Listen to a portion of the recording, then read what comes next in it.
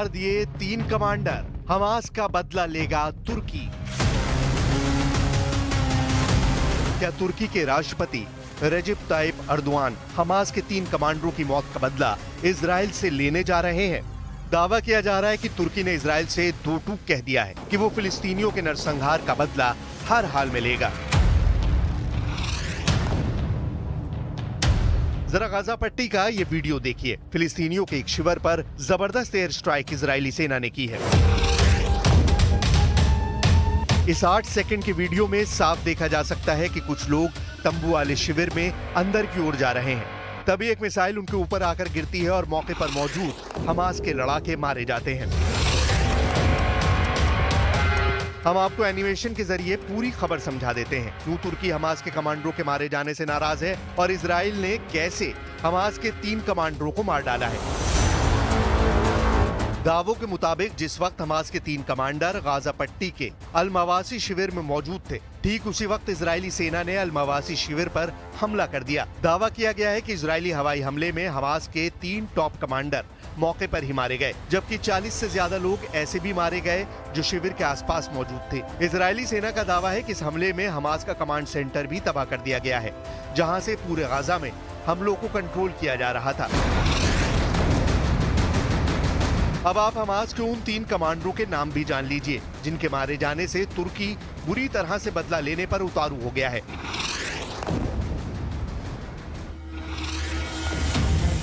Israeli सेना के दावों के मुताबिक दक्षिणी गजा के रफा में हमास के तेल अल सुल्तान बटालियन के कमांडर महमूद हमदान और उनके साथी मारे गए हैं।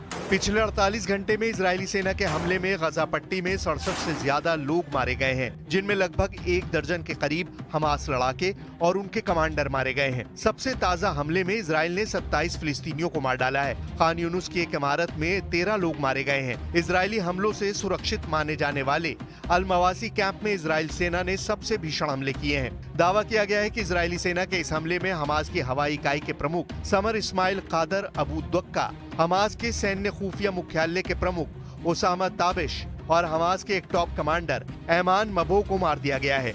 मिडिल ईस्ट की मीडिया के मुताबिक इजराइल ने अल मवासी में अमेरिका निर्मित MK-84 बमों से हमला किया है। 907 किलो के अमेरिकी MK-84 बमों से ही हमास के 3 कमांडर मारे गए हैं।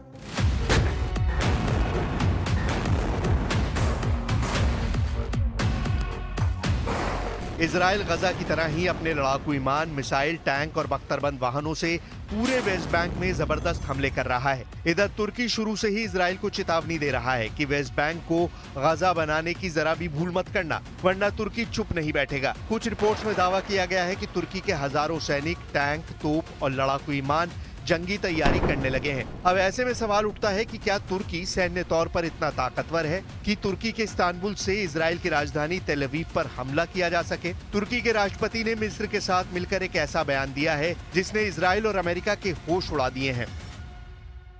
veya ilaç bulamadığı için ölen her masumun sorumlusu İsrail ve destekçileridir ve yakın dostluk bağlarına sahibiz. Birçok meselede benzer tutum ve hedeflere sahip olduğumuz Mısır'la istişarelerimizi güçlendirme noktasında kararlıyız. והעקרונות הללו, אני חוזר ואומר, תואמים את מתווה ה-27 במאי שזכה לתמיכה אמריקנית. אני מבקש שוב להדגיש, החמאס עד לרגע זה דבק בסרבנותו, הוא אפילו לא שלח נציג לשיחות בדוחה. ולכן את הלחץ צריך להפנות לחמאס ולסינואר ולא לממשלת ישראל. तुर्की के राष्ट्रपति रेजिप type Erdogan का ये बयान कई मायनों में हैरान करने वाला है। अभी तक नेटो देश तुर्की को लगता था कि अमेरिका इजरायली हमलों को रोकने के लिए कुछ न कुछ जरूर करेगा, लेकिन अमेरिका ने उस वक्त अपना असली चेहरा तुर्की को दिखा दिया जब अमेरिकी राष्ट्रपति जो बाइडेन ने दो टूक कह दिया। वेस्ट बैंक में इजरायली हमले में मारी गई तुर्की अमेरिकी महिला आयसेनूर अगजी ईगी की मौत महज एक इत्तेफाक है। वो गलती से हमले की जद में आ गई। यानी अमेरिका और तुर्की की दोहरी नागरिकता रखने वाली महिला अगजी ईगी की मौत पर राष्ट्रपति बाइडेन ने इजराइल को ही क्लीन चिट दे दी। What's your reaction, sir, to the killing of the Israeli admission that they probably killed the Turkish activist in the West Bank? Finding more detail, apparently it was an accident, ricocheted off the ground, and we got hit by accident, but I'm working that out now. 6 सितंबर को मारी गई अमेरिकी तुर्की महिला आयसिनूर exe ईगी को 6 सितंबर को उस वक्त Israeli सेना ने सिर में गोली मार दी थी जिस वक्त वो फिलिस्तीनियों के पक्ष में प्रदर्शन कर रही थी। رصاصة في الراس. طبعا تم إجراء اللازم من حيث اللي هي الإجراءات الأولية معها، إعطائها المدعمات الضغط وإنه تأكدنا إنه التنفس عندها تمام، وتم نقلها بنجاح لمستشفى رفيديا، ولكن للأسف يعني كان عندها نزيف شديد في الدماغ واشتغلوا معها. Standing up for people, standing up for المستشفى والله. They killed her, they shot her in the head.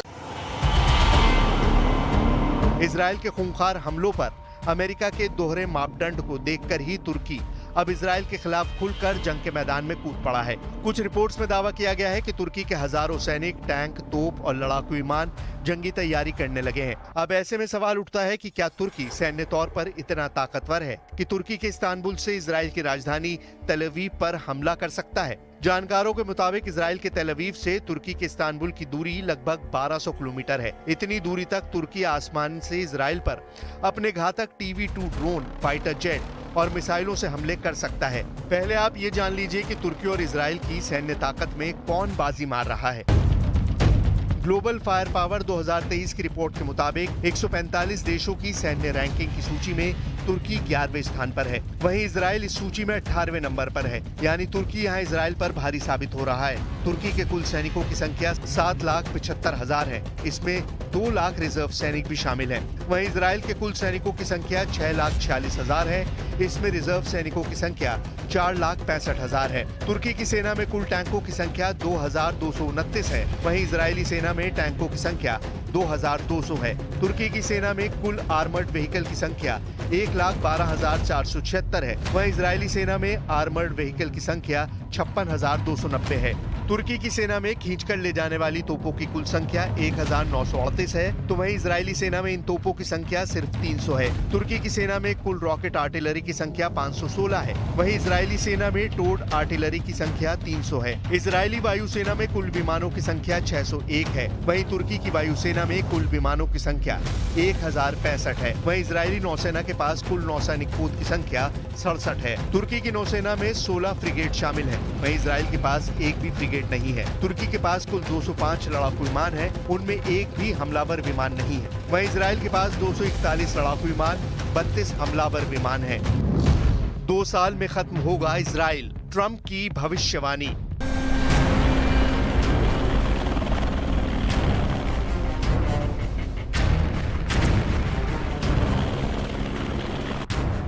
आंकड़ों को देखकर साफ कहा जा सकता है कि इजराइल की तुलना में तुर्की सैन्य लिहाज से जरा भी कमजोर नहीं है। इस वक्त तुर्की मिस्र, ईरान, लेबनान और सीरिया जैसे देशों को एकजुट करने में लगा है। उधर रूस के राष्ट्रपति पुतिन और तुर्की के राष्ट्रपति अर्दोआन गाजा, लेबनान और सीरिया पर हो रहे इजरायली हमलों को लेकर कई गुप्त प्लान बना चुके हैं। दावा तो यहाँ तक किया गया है कि नेटो के कई देशों को पुतिन ने अपनी तरफ मिला लिया है। पुतिन के इस मिशन को पूरा करने में तुर्की का भी बड़ा हाथ माना जा रहा है। नेटो देश होने के बावजूद तुर्की के संबंध रूस से जबरदस्त हैं। यही वजह है कि तुर्की रूस के इशारे पर इजराइल को गंभीर चेतावनी देने लगा है। 41,000 के करीब अब तक फिलिस्तीनी मारे जा चुके हैं। आप इसी से अंदाजा लगा सकते हैं कि इस वक्त अमेरिका में राष्ट्रपति चुनाव में गजा युद्ध और पूरे मिडिल ईस्ट को लेकर पूर्व राष्ट्रपति डोनाल्ड ट्रंप और वर्तमान में अमेरिका की उपराष्ट्रपति कमला हैरिस के बीच भयंकर जुबानी जंग चल रही है। ट्रंप ने तो 2 टूक कह दिया है। कमला हैरिस इजराइल से नफरत करती हैं और अगर कमला हैरिस राष्ट्रपति का चुनाव जीत गई तो 2 साल में इजराइल का वजूद खत्म हो जाएगा।